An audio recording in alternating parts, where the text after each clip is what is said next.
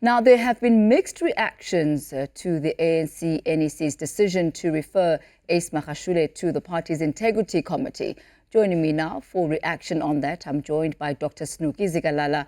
He is president of the African National Congress's Veterans League. Dr. Zikalala, good to have you with us once again this afternoon. If you could give us your Good afternoon, Tammy. If you could give us, Doctor, your immediate reaction to the NEC's decision. Well, I think the NEC decision was very comprehensive, and it had the interest of the organization in the country at large. And because it reaffirmed the NASREC resolutions, and also it reaffirmed the NEC decision that those found wanting must step aside, and those who are implicated and charged for corruption, and they must step aside. And it made it very clear that those who have stepped aside and who cannot step aside voluntarily must immediately go to the Integrity Commission. And so we as a Veterans League were very happy with that resolution. And we also were very happy that the Secretary General of the ANC voluntarily sought a meeting with the Integrity Commission, a meeting which will take place on Saturday. And then after the meeting, the decision of the Integrity Commission will then be taken to the top 6, to the officials of the ANC, who will then have to tell us as the members of the NEC and members of the NWC what action to follow. And of course, the top official, the top 6, as the Treasurer General of the ANC said, they've been seized with providing the guidelines on step aside, so that these guidelines are guidelines that will affect every member of the ANC. And so the officials. Dr. Zikalala, what you're saying here is incongruent to a press statement that was released by the ANC in the Free State. They're saying that their expectation was for the NEC to make a decision itself. That is why Secretary General Ace Magashule was appearing before the NEC, so that they're the ones that actually make this decision. But instead, they're referring it to the Integrity Committee.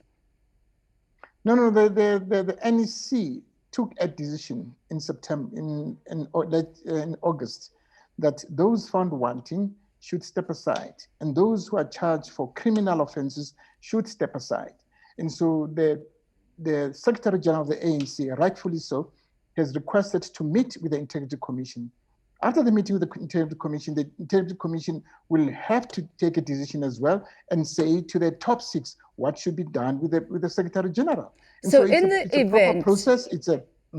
So in the event, Dr. Zikalala, that the Integrity Committee says they have found no wrongdoing or any suspicion of wrongdoing on the side of Secretary General, and therefore he does not then need to step aside, where does that leave the NEC? And if I may just quote this statement from the Free State, they're saying, referring this matter to the Integrity Committee is a reflection of leadership that is afraid to take decisions. Your comments on that?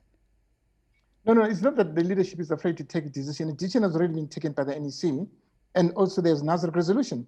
But the Secretary General voluntarily said, can I go in and meet the Integrity Commission? And so why can't we give him that opportunity? Let him meet with the Integrity Commission. And so from there, the Integrity Commission will then pronounce as to what should be done. I can't say, it will say he must step aside or not step aside, but the Secretary General is facing 21 charges. And of course, he says he's not guilty.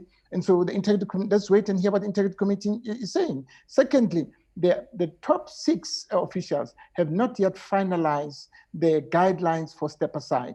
And so we were presented with 5 opinions from legal lawyers. And so the top 6 will then sit down and say, these are the 5 legal opinions, but let's first look at the constitution of the ANC, which comes first, but the constitution of the ANC must not override the constitution of the country itself. And so that immediately when they come with terms of reference and guidelines, those guidelines must be comprehensive, must not disadvantage any individual who's facing step aside and who's facing the charges by the ANC, because the ANC has the authority to charge that individual immediately if that individual has step aside. The ANC, we have the ANC rules, Rule 25.17 says that if a person violates the ANC's rules and regulation, he has to go to a disciplinary action. Before I let you go, Dr. Zikalala, the question that's being asked is why now?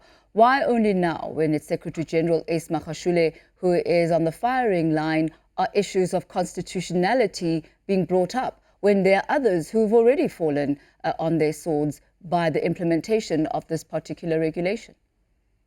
Well, the Secretary General office is the highest office within the ANC. We are not saying that we are applying our regulations and rules selectively, but it's important that we should make sure that the ANC itself has a comprehensive and proper guidelines that are not going to disadvantage any individual. Because what about those, Dr. Zikalala, who have already been subjected to this regulation? Have they then not already been disadvantaged?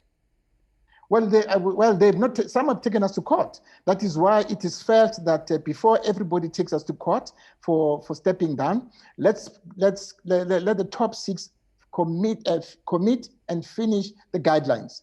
And we hope that before end of the year, the top 6 will finish finalizing the guidelines, so that the guidelines are effective and applied to every member of the ANC who's found wanting. Dr. Zikalala, we thank you so much for your insight this afternoon. Thank you for your time. Thank you. That is the president there of the ANC Veterans League, Dr. Snuki Zikalala.